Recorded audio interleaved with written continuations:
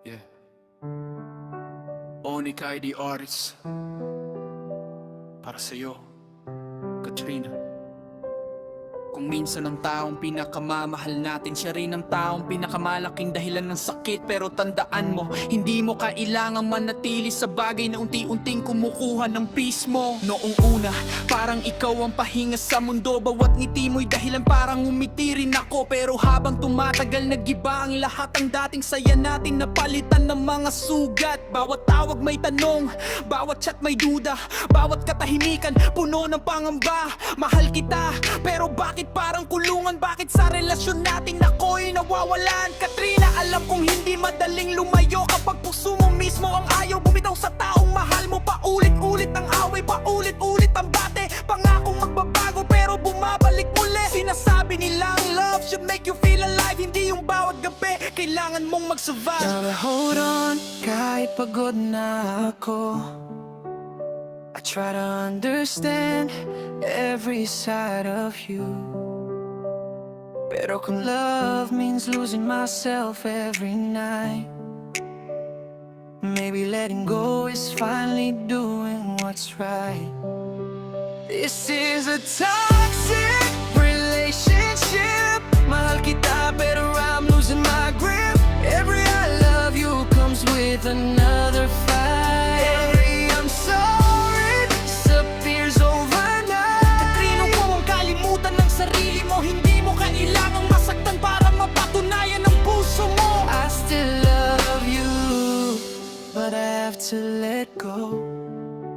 Kahit masakit, sometimes you have to say no. Binigay ko lahat, pati oras at tiwala. Pero kapalit nito, luha sa bawat umaga. Ginawa kitang mundo, ginawa mo kung atin kapag kailangan mo ako. Ako agad ang solution, pero kapag ako naman ang nangangailangan, bigla kang nawawala na parang walang pinagsamahan. I kept saying okay, kahit hindi na okay. Ngumiti sa harap mo, kahit broken everyday. Hindi ko hinihingi na maging perfect ka. Ang gusto ko lang maging totoo ka sa akin, sinta. Kung may problema, sabihin mo't takasan.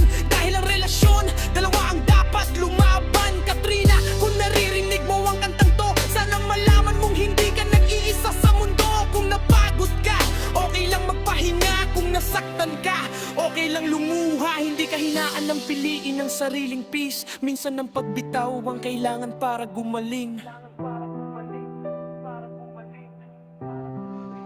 This is a toxic relationship. Mahal kita pero I'm losing my grip. Every I love you comes with another fight. Every I'm sorry disappears overnight. Ayoko nang mabuhay sa takot at duda. Ayoko nang umiyak habang ikaw ay wala. I still love you, but I have to let go.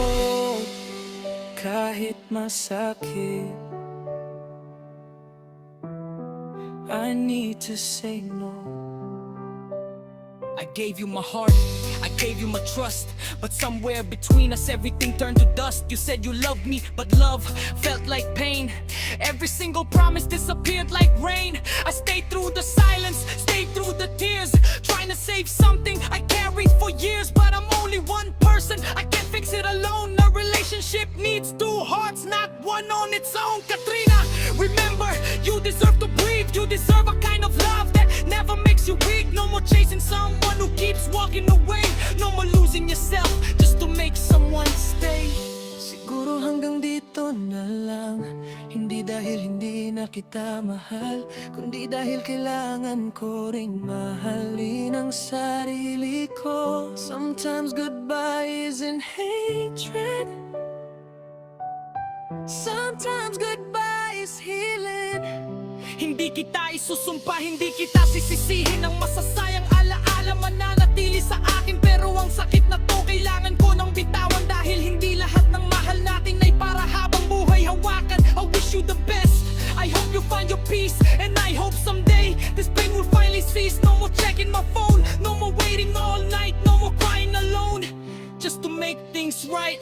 Katrina, this song is for you, para sa pusong kahit pagod patuloy pa ring lumalaban. Mahal mo man siya, huwag mong kalimutang mahalin din ang sarili mo.